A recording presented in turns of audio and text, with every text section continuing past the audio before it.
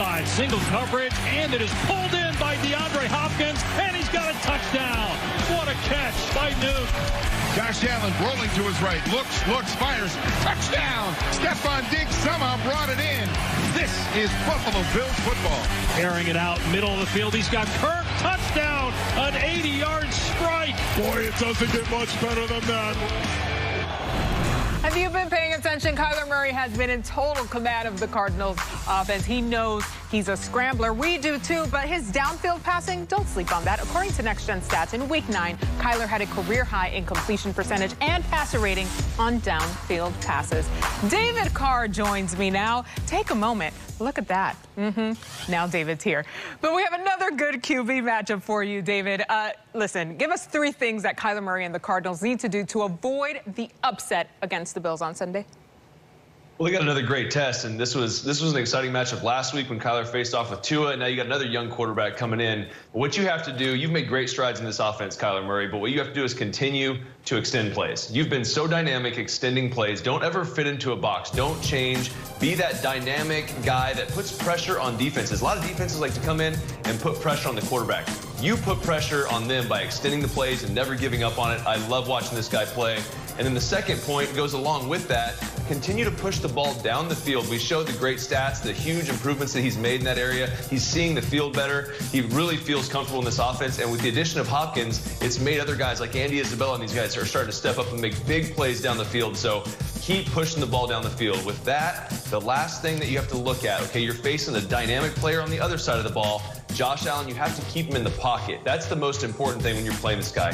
The Cardinals got in trouble a little bit when they played Tua. They rushed a little bit out of control. You want to bring pressure. You want to make it difficult for the quarterback. But if you get out of lanes, he can really beat you. If you keep him in the pocket, you can make him force the ball and make him be a little bit less effective than he is naturally. His natural athletic ability just lends to huge plays when he's able to be on the move. So if you can squeeze the pocket and make it tough for him, and then you be dynamic on the offensive side, that's the recipe to win this football game.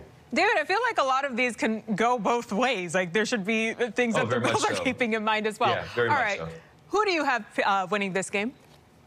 It's going to be close. I think it's going to be really close. But I think that the Arizona Cardinals, with this top-ranked offense, they're just too much. Too many guys that can make big plays. And Kyler's just such a wild card. I'm going to say 28-24. Good football game, but the Cardinals are just a little bit too much for them.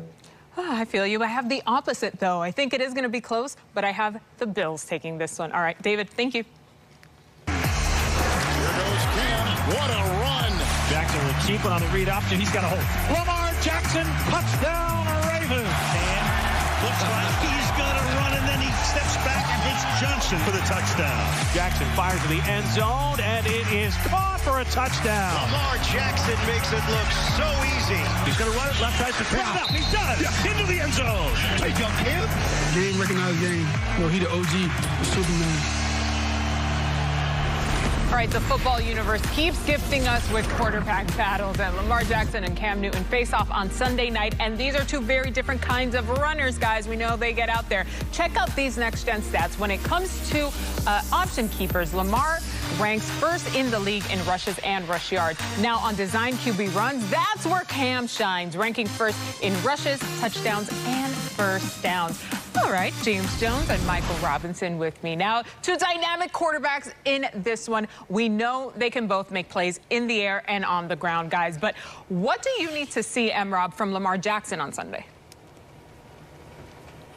Yeah, it's kind of to the point of what David said in the last segment. He talked about when you defend dynamic quarterbacks, keeping them in the pocket and forcing them to make tight window throws. And I need to see the second half Lamar Jackson, not the first half Lamar Jackson. The first half Lamar Jackson only threw the ball for 37 yards last week against the Colts. You look at right here, the Colts drop back. They have everything covered downfield. There are some tight windows. He has a throwing lane, but he decides to dump the ball off to the running back.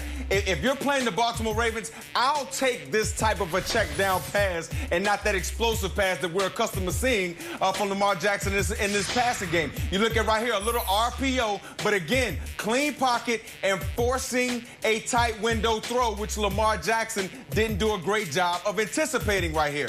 But then again, when you look at this play right here, you have two tight ends at the top. They're gonna be screaming down the seams. Lamar Jackson does a great job of looking the safety off. Okay, still has a run lane, But watch this tight window throw that he makes going down the football field to his tight end. If he can continue to make throws like this, that's when you're going to get defenses to start backing off this Baltimore Ravens offense and stop calling out their plays, because I know Lamar Jackson made that statement that they're calling out his plays at the line of scrimmage. Lamar, you need to start making a little bit more of these tight window throws while you're in the pocket, and I guarantee you the entire football field will open up to you, brother.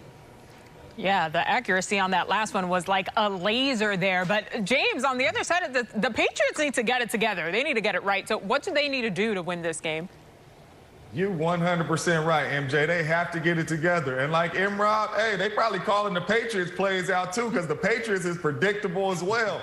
It is all Cam Newton, running the football with Cam Newton. They have to find ways to get explosive plays. Cam Newton is not going to break off no 80-yard run, 50-yard run, and they continue to have these plays in the playbook. And I know why they have them in there, because there is no explosive weapons on the outside. But Bill Belichick, Josh McDaniels, great coaches, they need to find ways to get some playmakers the ball. They have to throw the ball down the field. They have not been able to get any explosive gains down the field. So this receiver core, I know it's not a lot of big-name guys over there, but I don't care if it's movement. I don't care if it's bunch formations. I don't care what you have to do, but you have to find ways to scheme and get some of these guys open to make some plays down the field, or they don't have any chance at winning this ball game, because Cam Newton is not going to do it with his legs. And Mike Robb, he might not last if they keep running him like this.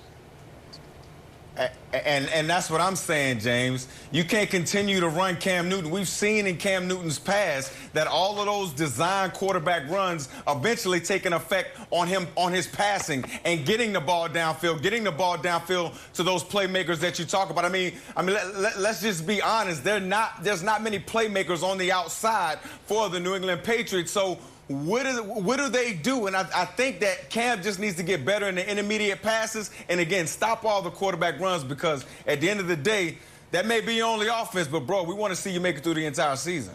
Oh, all right, let's get to the real, guys. Let's pick this game. Emram, who you got?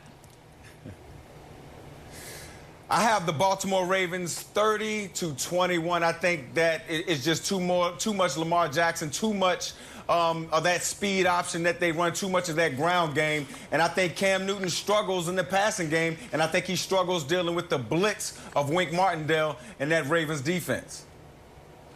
I'm with you, Imrob. I got to go Baltimore Ravens, man. The New England Patriots are just too one-dimensional going up against a very good football team, especially on the defensive side of the ball. And I kind of got it big, 35-17 Baltimore. I have Baltimore as well. I have them winning 32-14. Bill Belichick the final. team. Oh, ouch. All right, guys, thank you. Moving along to some more difficult news today. The NFL family is mourning the loss of Green Bay Packers and Pro Football Hall of Fame running back Paul Hornung, nicknamed the Golden Boy because of his blonde